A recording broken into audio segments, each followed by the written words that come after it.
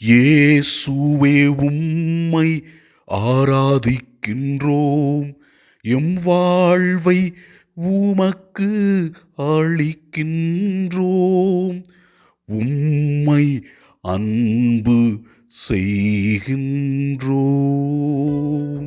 இன்று தாயாம் திரு அவை திருத்தூதரும் மற்றும் நற்செய்தியாளருமான புனித யோவானின் திருவிழாவை சிறப்பிக்கிறது.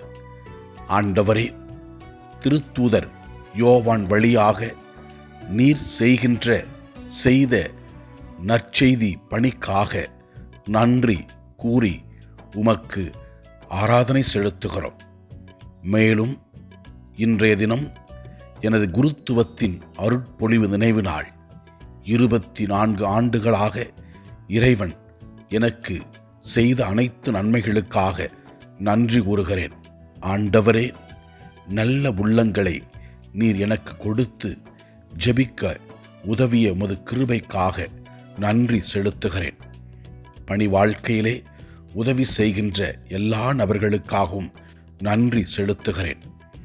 முதல் வாசகத்திலே நாம் பார்க்கிறோம், இதோ தொடக்கம் முதல் அனைத்தையும் இறைவன் செய்கின்றார் என்றும் கண்டதையும் கேட்டதையும் அறிவிக்க வேண்டும் என்றும் விளக்குகிறது.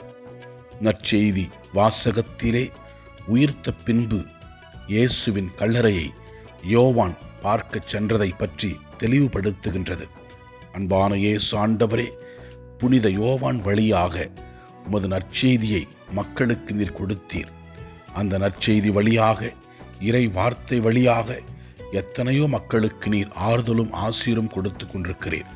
நீர் கொடுக்கின்ற ஆசீர்வாதங்களுக்காகவும் அற்புதங்களுக்காகவும் நன்றி செலுத்துகிறோம். ஆண்டவரை நோக்கி ஜெபிப்போம். நமக்காக, நம் குடும்பத்தில் உள்ளவர்களுக்காக, நற்செய்தியை பணியை செய்கின்ற ஒவ்வொரு நபர்களுக்காக ஜெபிப்போம். அன்பான இயேசு ஆண்டவரே, உமது அருள் பிரசன்னத்தில் உம்மை நோக்கி ஜெபிக்கின்ற மக்களுக்கு ஆறுதலும் ஆசீரும் கொடுக்கின்றவரே, நாங்கள் ஜெபிக்கின்ற ஜெபத்தை நீர் கேட்டு எங்களுக்கு ஆசீர்வாதங்களை கொடுக்க வேண்டும் என்று ஜெபிக்கிறோம். ஆண்டவரை நோக்கி நம்முடைய தனிப்பட்ட தேவைகளுக்காக ஜெபிப்போம். எல்லாம் வல்ல இறைவன், தந்தை, மகன், தூய ஆவியார் நம் ஒவ்வொருவரையும் ஆசீர்வதிப்பாராக. இயேசுவுக்கு புகழ். மரியே வாழ்க. ஆமென்.